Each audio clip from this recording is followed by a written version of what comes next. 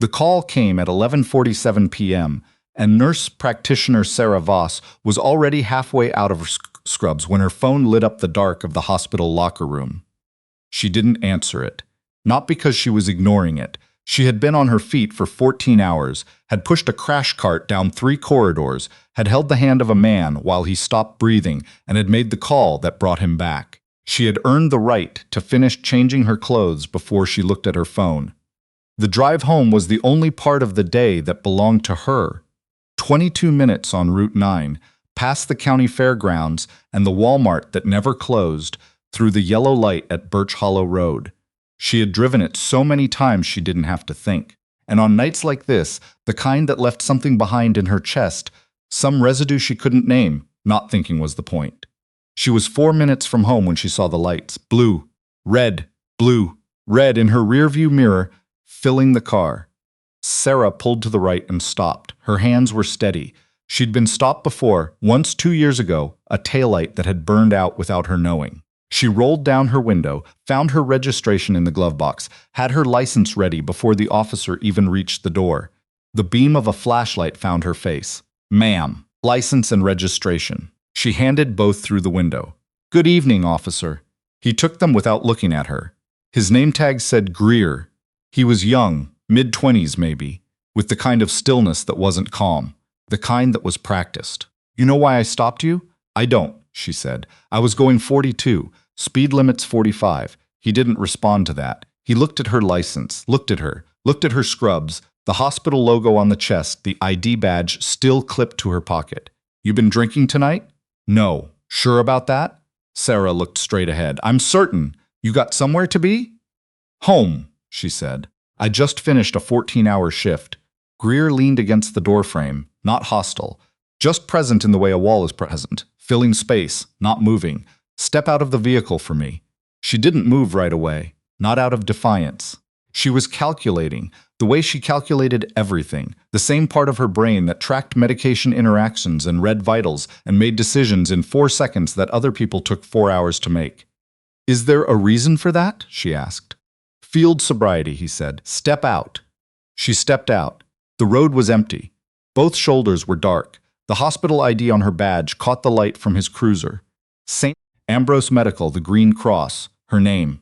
He didn't look at it. She passed every test. She knew she would. She stood on one leg. She walked heel to toe. She followed his pen with her eyes.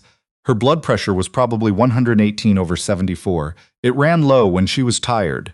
When it was over, Greer didn't speak for a moment. "I'm going to need you to come with me to the station," he said. The ground shifted under her feet. "Why?" "Suspicion of impairment. We'll run a breath test at the station." "You have a breathalyzer in your cruiser," she said. "I can see the bag from here." Something moved across his face. Not embarrassment. Something harder than that. "Ma'am, vehicle." She thought about calling someone. Her phone was in the center console. She thought about reaching for it, decided against it. She thought about the 14-hour shift, about the man she'd brought back, about the 22 minutes that were supposed to belong to her. She got in the back of his cruiser. He didn't turn on his camera. She noticed. The Harwick Township Police Station was small. 12 officers total, 1 dispatch window, a holding area that smelled like old coffee and industrial floor cleaner. Greer brought her through the side entrance, past a bulletin board with a half-peeled community event flyer, to a room with a folding table and 2 chairs. She sat. She waited. Nobody offered her water. Nobody explained anything. Greer went away and came back with a form he placed in front of her without explanation. "What is this?" she asked. "Consent form." Blood draw. She looked at it carefully. She was a nurse practitioner with 11 years of experience and a specialty certification in emergency medicine. She knew what this form said. She also knew that a blood draw would take time, during which she would be here, in this room, instead of home. "I'd like to speak with someone," she said. "You're not under arrest. Then I can leave." Greer sat down across from her, folded his hands on the table. "You can leave after we complete the testing process." The testing process. She understood now. This wasn't about impairment. She hadn't been impaired. The breathalyzer in his cruiser would have shown that, and it would have been on record. This was about something else, and she didn't know what it was yet, but she knew it had a shape. She signed nothing. "I want to call my attorney," she said. The room went quiet in a particular way. Greer left again. Came back with another officer, a sergeant named Holt, who shook her hand with a grip meant to reassure her, which did the opposite. "Ms. Voss," he said, "this is a pretty routine." "It's not," she said, "and you know it isn't." Holt looked at her for a moment. Then he looked at Greer. What Sera didn't know, what she couldn't have known, sitting in that folding chair in a room that smelled like floor cleaner, was that 7 blocks away, in the parking lot of a 24-hour pharmacy, a cruiser from the Harwick County Sheriff's Department had just pulled in. Deputy Erin McCauley had been on the night rotation for 3 years. She was 31, had worked county before city, had seen Greer at joint department trainings twice. Didn't know him well, knew of him. She'd been listening to dispatch on the way to her own call when she heard something that made her slow down. A vehicle stop on Route 9 that had gone to station transport. No breathalyzer reading logged, no camera activation. The name on the license, Voss Sera, sounded familiar in a way she couldn't place immediately. Then she remembered. The community health clinic on Macon Street. The free flu shot drive last October. A woman in blue scrubs who had driven to 4 different school parking lots in one afternoon to vaccinate kids whose parents couldn't take time off work. McCauley turned her cruiser around. She arrived at the station at 12:41 a.m. The desk officer tried to redirect her. She was county, not township, technically not her jurisdiction for an internal matter. She said she had information relevant to the stop on Route 9, and she said it clearly enough that he let her through. She found Sera Voss in the folding chair room, still waiting, still in her hospital scrubs. Greer was in the hallway. McCauley stopped him there. "Body cam wasn't activated," she said. "It wasn't a question. Equipment malfunction. You have dash cam footage?" A pause. 1 beat too long. "I need to check if it uploaded correctly." She looked at him for a moment. "The nurse practitioner in that room, I saw her badge, works at St. Ambrose. She was on shift today? I don't know her schedule." 14 hours, McCauley said. "Dispatch logged the call at 11:47 when she left the hospital lot. I can pull that. I also pulled the route. She was going 42 in a 45 zone." "Correct?" Greer didn't answer. "I'm going to need to see your log from the stop," she said. "All of it, and I'm going to go talk to her now." McCauley introduced herself, sat down across from Sera, not at the head of the table the way Greer had, but at the corner, which was a different thing, a human thing. "Can you walk me through tonight?" she asked. "From when you left the hospital." So Sera did. She was specific the way medical people are specific. Times, sequences, word choices. She said Greer had asked her if she'd been drinking before he had any other basis for the stop. She said he'd taken her license without telling her why she'd been pulled over. She said the breathalyzer was visible in the cruiser and he had not used it. She said no camera had been activated. She said she'd asked to call her attorney 40 minutes ago and was still in this room. McCauley wrote everything down. "The dash cam," Sera said. "His cruiser dash cam, it was running when he turned the lights on. It was running when I pulled over. It should show everything from the stop to when we got here." McCauley looked up from her notepad. "You know your camera law." "I know a lot of things," Sera said quietly. "I've just been waiting for someone to listen." The dashcam footage existed. It had not uploaded incorrectly. It had not malfunctioned. It was sitting in the server queue with a timestamp and a file number, and when McCauley requested it through the shift supervisor, Holt, it produced 41 minutes of footage that showed everything. It showed Sera pulled over at 42 miles per hour in a 45 zone. No erratic driving, no swerving, no cause for stop beyond the stop itself. It showed Greer asking about drinking before running her plates. It showed the breathalyzer bag, visible, unused. It showed Sera completing the field sobriety tests with no errors. It showed Greer telling her she needed to come to the station anyway. And then it showed something else. 30 seconds before Greer activated his lights, his in-car terminal showed a query. He'd run her plates, and before her name or registration came back, his own log showed he'd received a message, not through dispatch, through the direct message system, from a private number associated with a township council member named Aldous Finch. One sentence: "She's driving the green Subaru." The investigation that followed was not televised, was not dramatic in the way people imagine investigations are.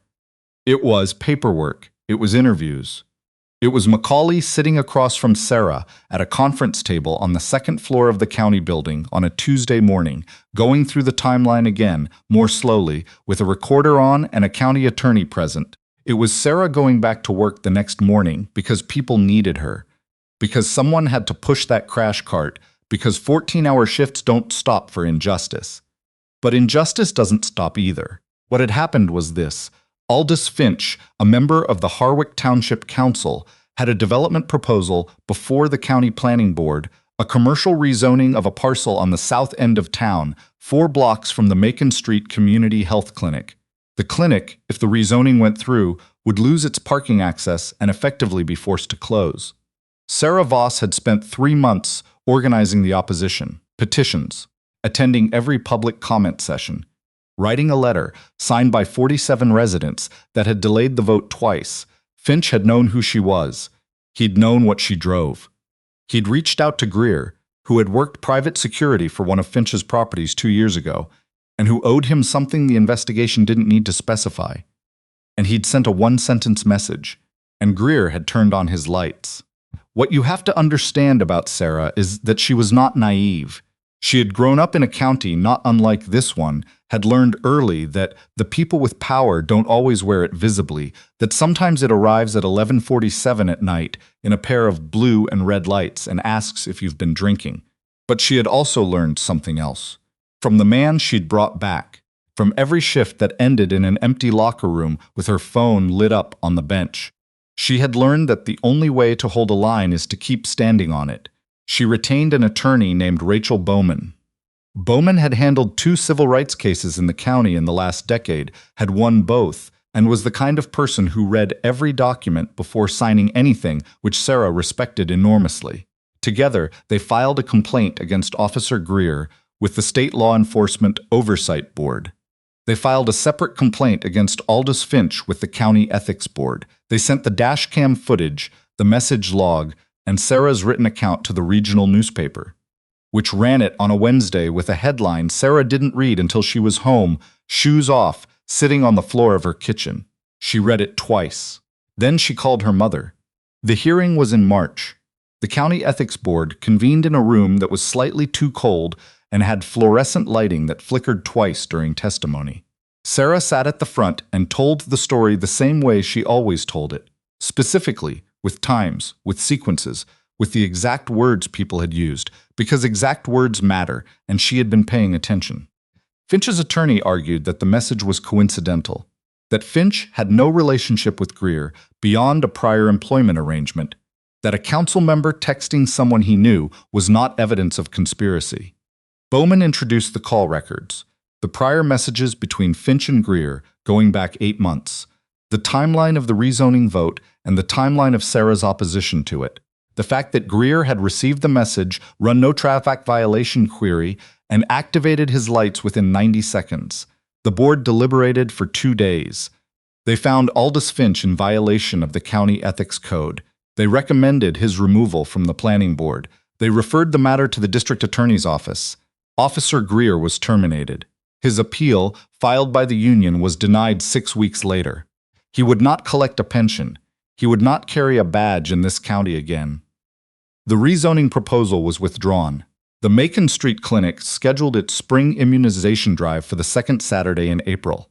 Sera worked it along with 2 other nurses and a physician's assistant named Daryl, who brought donuts and set them in the middle of the folding table where the sign-in sheets were. 43 families came through. There is a version of this story that ends with a courtroom, with cameras, with statements, with the architecture of resolution that people recognize from television. That version would be cleaner. It would have a moment, one specific moment, where justice arrived visibly, where you could point at the screen and say, there, that's the moment. This version is different. This version ends on a Saturday in April in a clinic parking lot with Sera Voss in blue scrubs sitting on the back bumper of her car during a 15-minute break, eating half a granola bar and watching a 4-year-old in red rain boots jump over a puddle on the sidewalk. The kid jumped too short, landed in the middle of it, looked down at her soaked boots, then looked up at whoever was watching, grinning like she'd meant to do it all along. Sera finished her granola bar. She went back inside.